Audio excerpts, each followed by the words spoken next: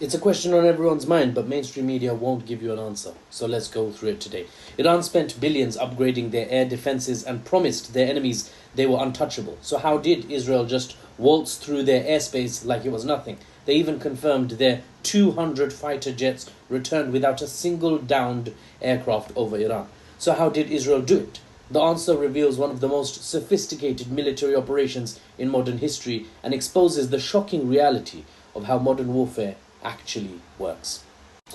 Here's the breakdown that nobody else, from what I know, is talking about. Iran actually quadrupled, meaning 4 times their detection systems, and tripled, meaning 3 times their interception capabilities since 2024, so less than a year ago, deploying next-generation systems like the Bavar 3732 with 400-kilometer range and independent radar-equipped launchers that they claimed could monitor Iranian airspace 24/7 and rapidly restore any damaged systems. Radars would pick up when there's a hostile entity and fire a missile with the launchers that are connected to the radars.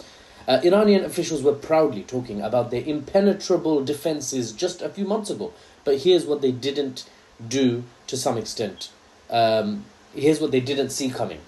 Israel didn't just show up and start bombing. That's not how it worked. They'd been systematically dismantling Iran's defenses for months through a combination of cyber warfare, sabotage on the ground, and previous strikes that Iran never fully recovered from. This is months in preparation.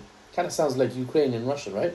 Okay. Remember those October 2024 Israeli attacks? I actually discussed them. They destroyed critical S-300 components and solid fuel missile infrastructure in Iran. At the time I reported, Israel backed down after Iran showed it could get through the Iron Dome with Iran's own very sophisticated, technologically advanced ballistic missiles. And Israel did back down at the time. But the damage they did back then to Iran's defense systems affected their success rate today. Iran never actually finished rebuilding from those hits in 2024, you see. So this attack relied on previous damage not being recovered from. But the real game changer was what happened right before the June 13th attacks. Mossad, i.e. Israeli intelligence operatives, had already infiltrated Iran and disabled key air defense nodes, key strong points in the air defense network, including radar stations and missile launchers that intercept incoming ordnance. Before the main attack today even began, they had disabled it from within or inside Iran. Iran's air defenses were essentially blind and deaf in some places when Israeli jets started their approach.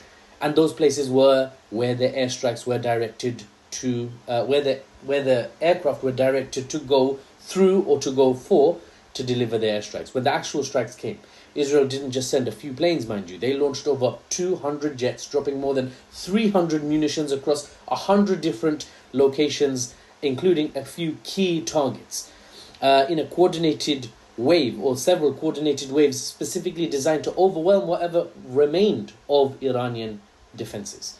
They found a gap in Iran's defense, essentially, and chucked the whole kitchen sink into the hole. The Israeli